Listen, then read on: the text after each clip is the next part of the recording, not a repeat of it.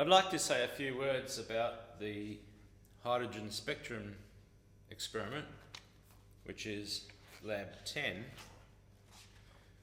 For me, this experiment is really interesting because, for one thing, it reproduces history, which I'll explain in a minute.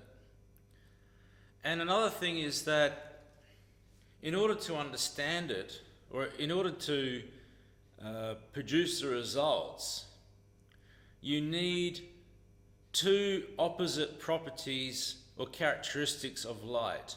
You need both the particle nature of light and the wave nature of light. So you're combining the two in this experiment to reproduce history. So, first of all, what is some of the history? Way back in 1900, Max Planck found that he could explain continuous spectra. A continuous spectrum is one which has all the frequencies. He could explain it by saying that any vibrating object, like an electron in an atom, or any oscillator really, or photons inside a box in a cavity, can only vibrate in certain frequencies and can only have certain energies. They can't have energies in between. If there is a transition between one energy level and another, then a photon is emitted or absorbed. And Planck's idea is that this photon has a definite frequency, which is has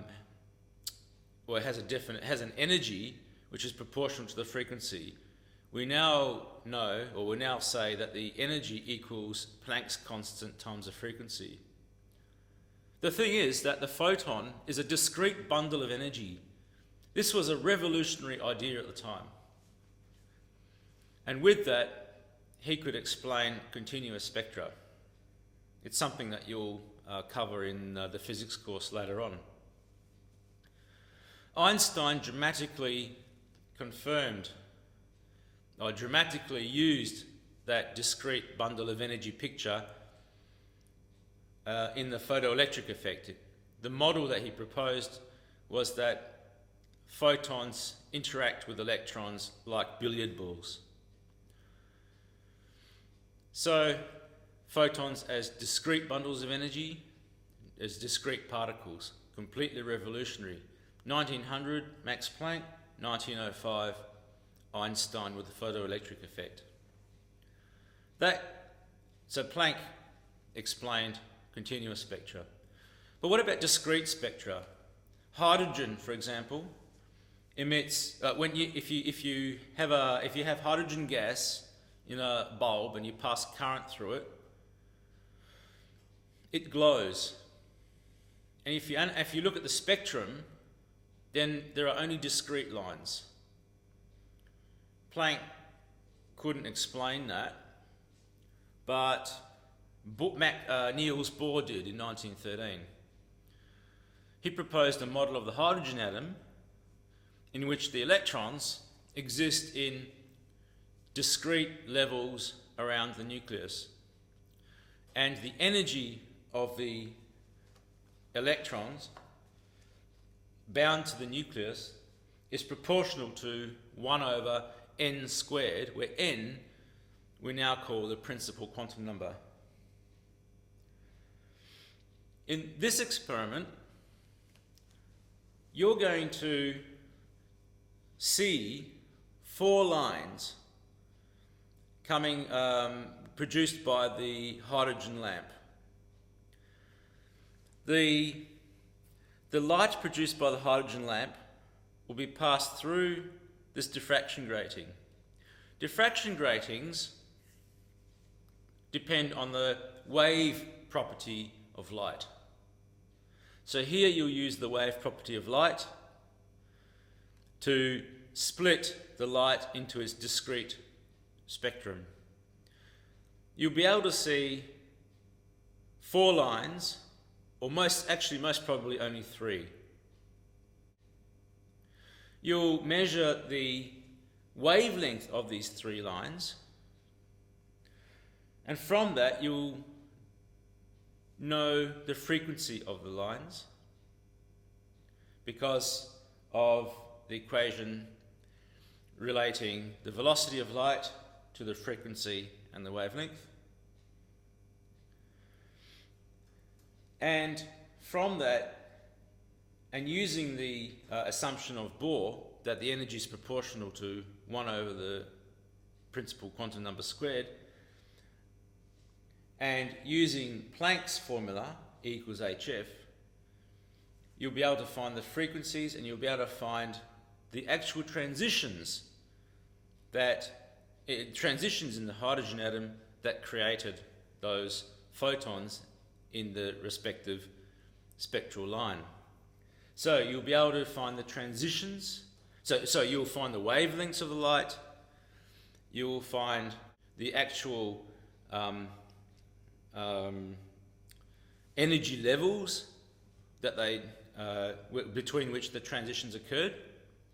And the last thing is, in this experiment, the last thing you'll do, even though the lab manual doesn't actually say this, what you actually do is you experimentally find what the Rydberg constant is. So let me summarize that briefly. A quick recap. You're going to use the formula, the speed of light equals the product of the frequency and the wavelength, which was found by Maxwell. He proved it for the case of light. So this is a wave property of light. You're going to use the relationship between energy and frequency, first proposed by Max Planck, and then dramatically illustrated by Albert Einstein. And finally, you're going to use just the postulate by Niels Bohr that the energy level, the energy of an electron when it's bound in a hydrogen atom, is proportional to 1 over n squared. Let's pretend that you don't know what constant goes there. We know it's the Rydberg constant, but actually in this experiment you can find what this is. And so you're actually reproducing history because you're finding the Rydberg constant, an experimental value of the Rydberg constant that goes in there. Bohr actually calculated what the Rydberg constant should be. He calculated it theoretically in terms of fundamental constants. Here, you are going to find out what the Rydberg constant is experimentally. You're going to find an experimental value for it.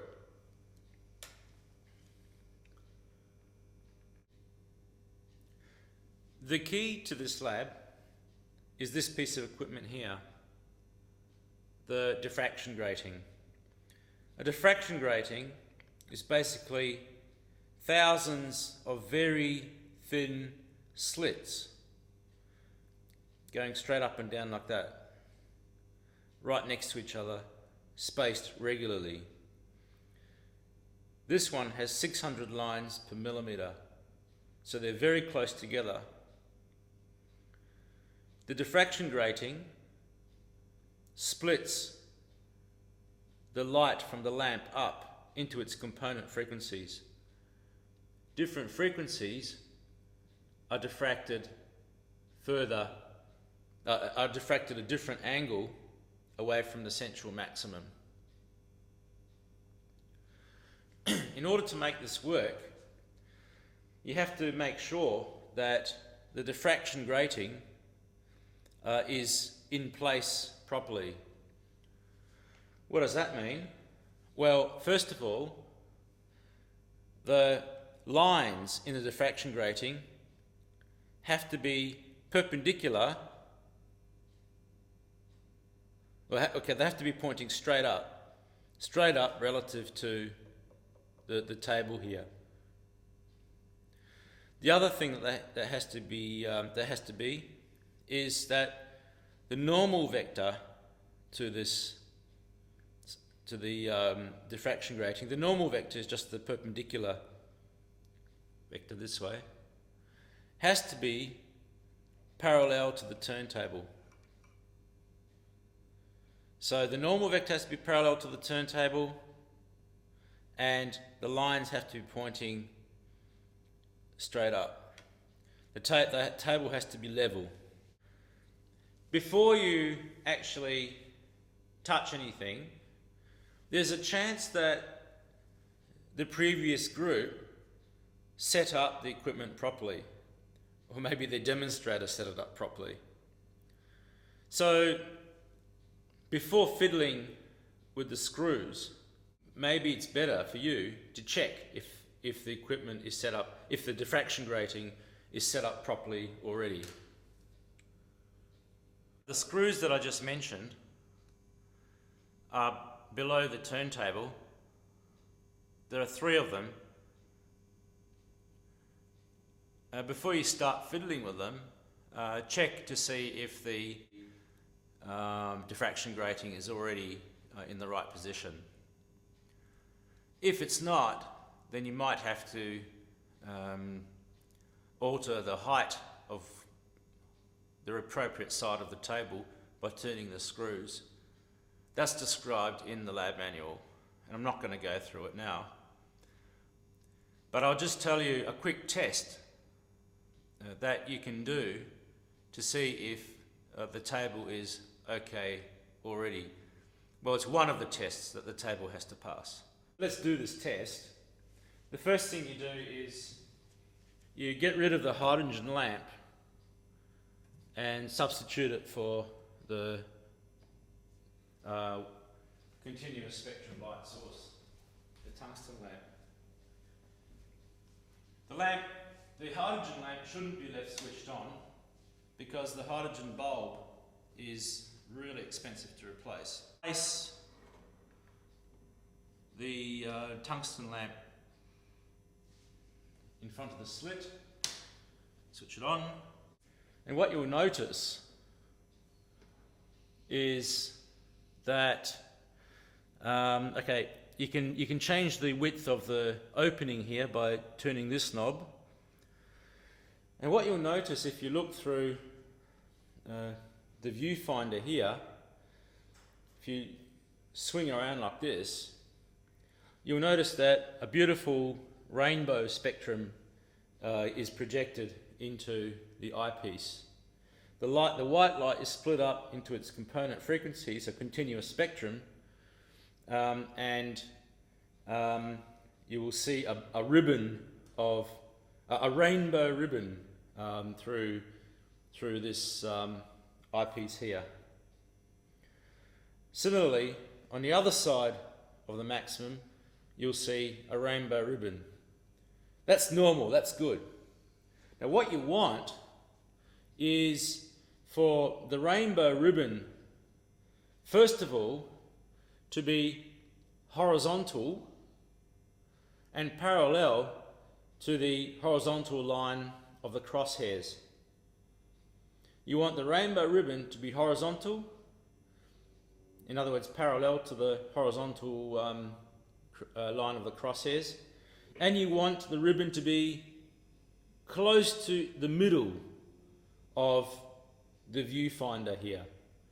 So you want it horizontal and in the middle. Not only that, as you move it around, you want it to stay horizontal and in the middle.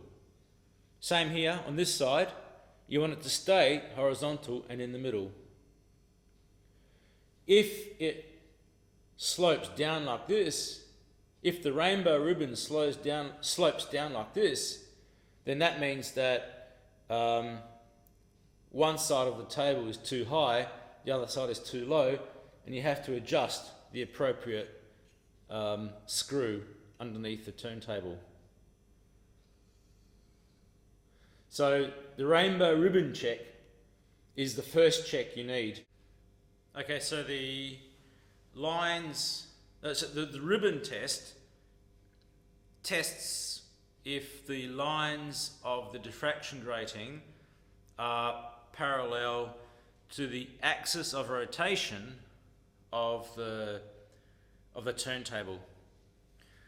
Here you can see the ribbon, or a part of it. Where is it? Here, in there. So you just scan across, looking into the eyepiece, and make sure that the ribbon is horizontal and pretty well in the middle of your viewfinder, and you make sure that it stays there as you scan across, as you sweep across.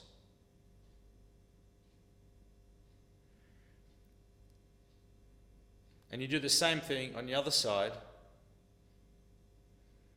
Actually, this is a bit, looks like it's sloping downward a bit. So in this case,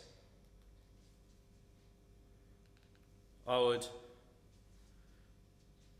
raise one side, see if it helps.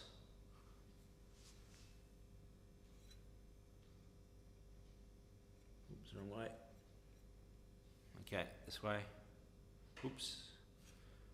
Get it back. Yeah, it's looking better. Okay. Okay, so you do the same thing on the other side. When you're doing the ribbon test, if you don't have the black cloth around the diffraction grating area, you get stray light coming in from the rest of the lab, and the ribbon is contains a whole lot of other colours, and it could actually be hard to see. So use the black cloth supplied to carefully place it on top of the diffraction grating area. Make sure that the cloth doesn't collapse down and block the light from the collimator, and you see the image is heaps better. This ribbon is maybe it's okay. It's actually a little bit hard to see if this is completely horizontal, but if I took this to the other side of the central maximum and looked at the first order spectrum there, it will be very clear. Because of the large sweep distance involved, it will be very clear if it's horizontal or not. The next quick check that you should do, although the check isn't that quick, it will take you maybe 5 minutes or so, 10 minutes at the most. As you find the first order red spectral line on one side of the central maximum, as I've done here, and place the crosshairs, the vertical crosshair, right in the middle. Make it split that line. Try to make the line thin by closing the slit gap just right in front of the halogen lamp. Right next to the lamp, there's the little screw that opens and closes the aperture. Make it as thin as possible once you've found the line. Make it as thin as possible to give you the most accuracy in angle. Put the vertical crosshair line right up the middle of the spectral line and read off the angle from the vernier scale on the spectrometer. Another video tells you how to do that. And then go over to the other side, sweep across all the way to the other side, the first order red line on that side, read off the angle, And also you need the straight through position. Find the straight through position. The straight through position is where you just see the undiffracted hydrogen lamp line. And the diffraction grating is parallel, is perpendicular to the collimator axis if the two angles are the same. If it isn't, then if the two angles are not the same, or thereabouts, you've got to be pretty close to within a few minutes of arc. The book tells you how to fix it up. I'm not going to do that now. So here is the red light. Red line, and if I just shift it across, there's the blue-green line, kind of a aquamarine sort of blue, light blue sort of green, light blue, and shifting closer to the center, we'll see the purple line. So now that the turntable and the diffraction grating are all okay, you are going to measure the wavelengths of 3 spectral lines, 4 if you're lucky. If you've got a new hydrogen lamp, then you will just be able to see the 4th faint violet light. If you don't, you will only be able to see 3 lines. That's okay. Don't worry about the 4th line. If you can't see the 4th line, don't worry about it. Okay, so you start off, you find the red line on this, for example, on this side of the central, of the straight through position. Remember, make the aperture here at the front, the slits width very narrow, so that you have very accurate, a very thin line in the viewfinder. And then place the vertical crosshair right in the middle of the line. After you've done that, take away very carefully, take away the cloth carefully so that you don't accidentally move the diffraction grating, and you read the angle or the position, the angular position on the vernier scale here. There's another video that tells you how to do that. After you've done that, you put the black cloth back, very sort of careful not to move the diffraction grating like this. Carefully move the viewfinder or the viewfinder over until you see the next spectral line, the blue-green. Again, place the vertical crosshair right in the middle, straight up the middle of it. Read the angular position. The violet spectral line, read the angular position. And then go over to the other side. Now, the cloth might sort of collapse like that a bit, so you have to sort of keep it up. Carefully keep it up so that it doesn't move the diffraction grating. Find the violet on this side, get the position. Find the blue-green on this side, get the position. Find the red on this side and get the position. And for each one, for each colour, for the red one, for example, you want to find the total angle swept out like this. You define the total angle swept out, you divide by 2, and that gives you the angle away from the centre. And that's the angle you use in the formula that's given in the book. Use that angle to find the wavelengths.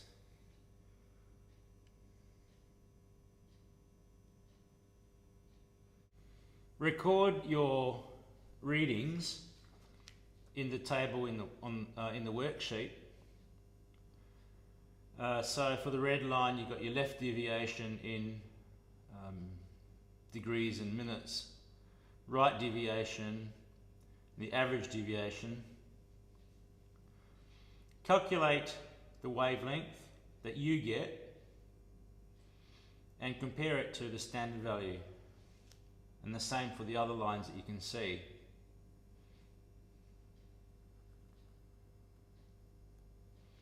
Convert your measured wavelengths to frequencies using the obvious formula. Also, don't just convert your measured wavelengths, do the standard values as well. Alright? So get your 3 frequencies or 4 frequencies, depending on how many lines you get, and also do these ones. If your results are a long way away from these, then you should use the standard values. And just say that you use the standard. Just make sure you put a note that you use the standard values. You get your red frequency, blue-green frequency, and violet frequency.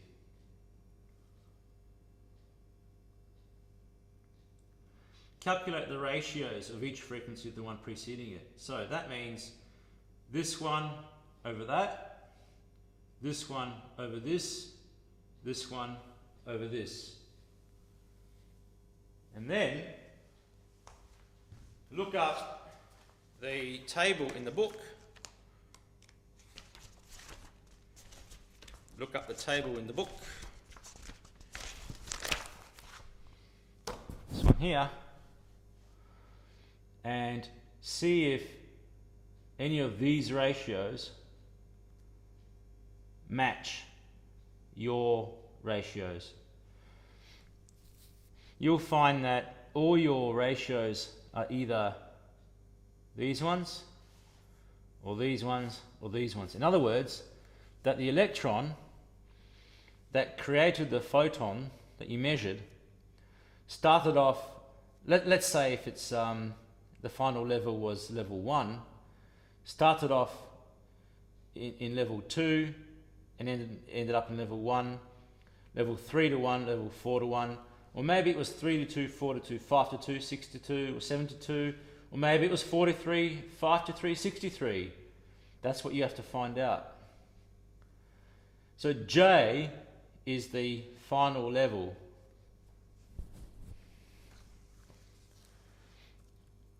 So you'll be able to find the quantum transition that created the photons.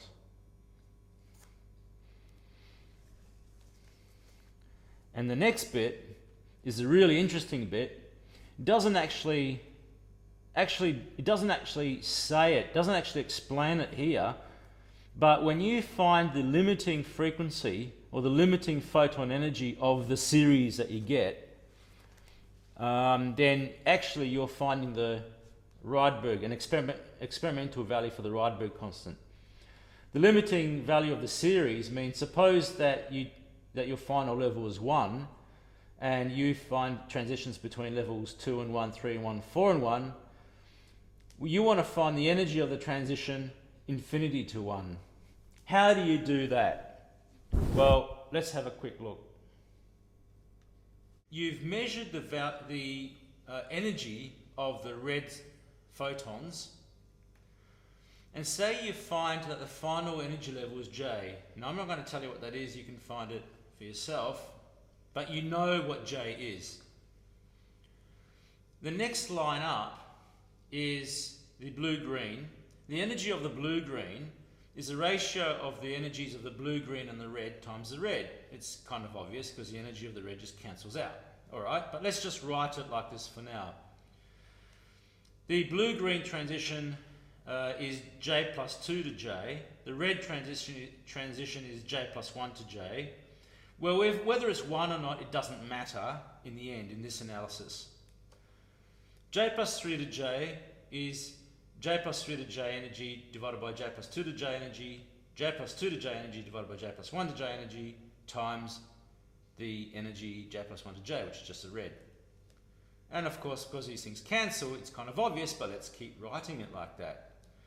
Arbitrarily, Ej plus n to J is Ej plus n to J over Ej plus n minus 1 to J, Ej plus n minus 1 to J over Ejn plus J plus n minus 2 to J, etc., etc., any the way we had before. And because all these things cancel, and because the energy is proportional to the difference of these inverse squares, then we can write an expression for the arbitrary energy like that. There it is. Let n tends toward infinity here, this thing drops out, and you end up with simply that, where j is a number that you know, and so E red is something you know, so you know the E infinity, the transition from infinity to j. That is also the binding energy of that electron, of the j shell electron. If you believe that the binding energy of an electron in a hydrogen atom in the nth shell is proportional to 1 over n squared, and it equals minus the Rydberg constant times 1 over n squared, then using your j and E infinity, you can find the Rydberg constant. You can find what number goes in there. So if your final j was 3, this will be 1 over 9, and you have 9. Rydberg constant will be minus 9 times whatever E infinity you got there. So you will have repeated history here because you will have found an experimental value for the Rydberg constant. This is not in the lab manual, but it's just a little extra step, and you might like to try it. See what you get, and you can repeat history.